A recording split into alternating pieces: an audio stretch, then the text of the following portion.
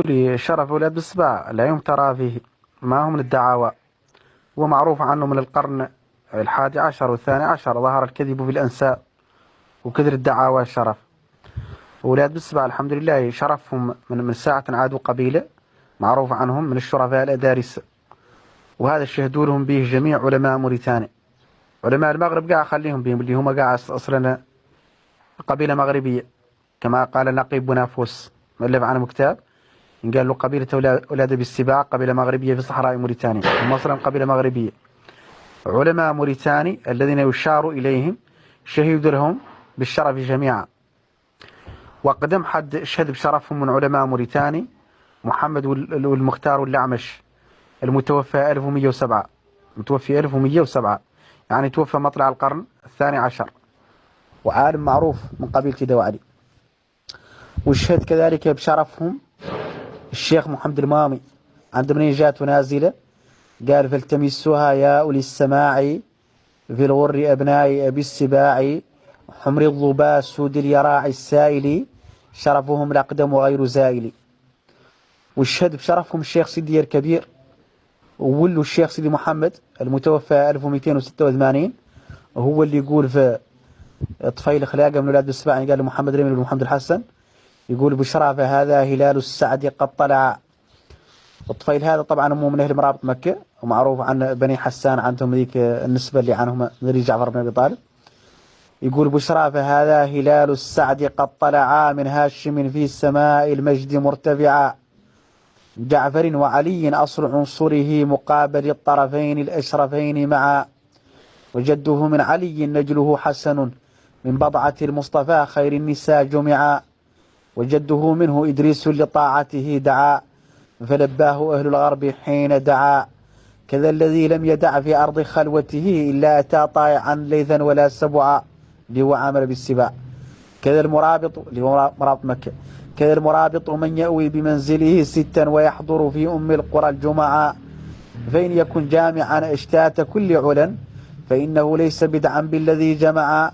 أبوه قد جمع القرآن في صغر والعلم في كبر والدين والورع. هذه الأبيات طبعا موجودة في ديوان الشيخ سيدي محمد والشيخ سيدي. كذلك من اللي شهد بشرفهم العلامة محمد الفال المتالي وكتابته موجودة. ومن اللي شهد بشرفهم كذلك العلامة محمد سالم المجلسي المتوفى 1302 ومولود 1206.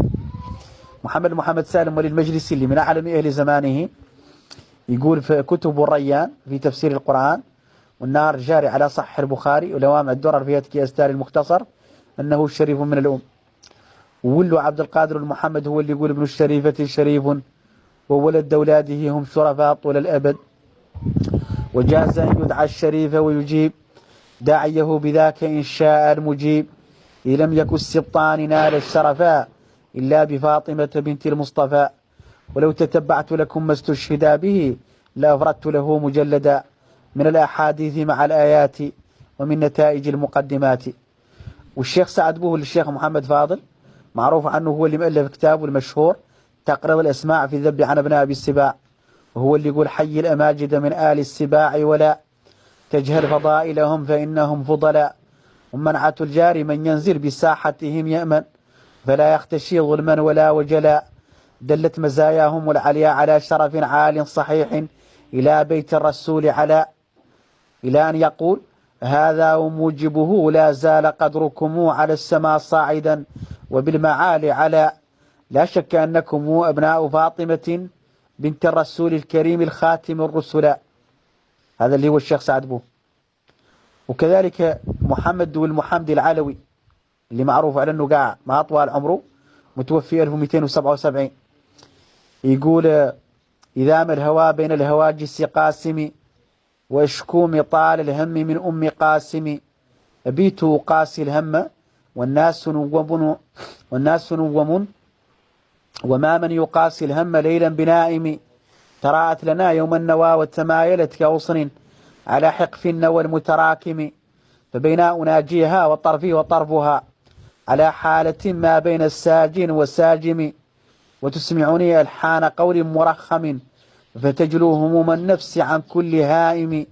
إذا بحداة الركب تحدو بفتية على بزل مثل القسي السواهم، فبتنا نجوب البيد فوق جحالها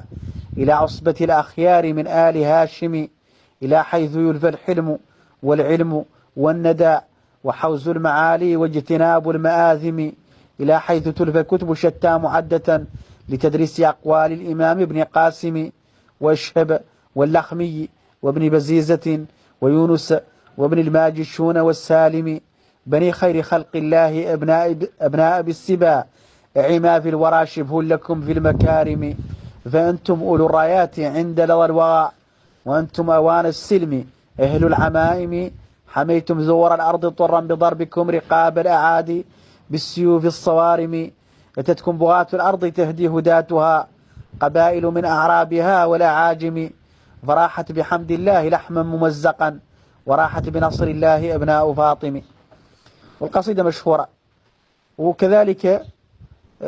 شاعر داب الحسن وعالمهم أحمد دول الإبراهيم تلميذ الشيخ سيدي محمد، معروف القصائد اللي قال محمد الأمين العبد الودود، والتي شهد فيها بشرف أبناء بالسباع.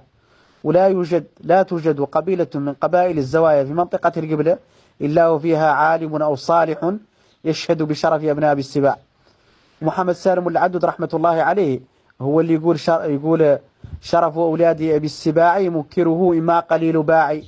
أو حاسد على الذي قد أوتوا من صالح أو كاشح ممقوت، به أبي اللي هو محمد علي العدود، به أبي في مدحهم قد صرحا، والشيخ هما العينين بدر الصلحاء، والصنو سعد اللي هو الشيخ سعد بوه، وابن متال العلم، وابنة يوسف التي لا تتهم اللي هي ابنة يوسف، وسيدي محمد بدر الظلم أعني به ابن الشيخ سيدي الأشم،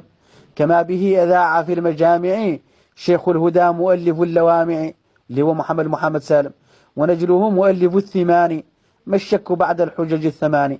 وبداه البصيري هو اللي يقول عزمي مسالمة كل غر ينمى إلى بني السباع الغر، لأنهم يسلسلون النسب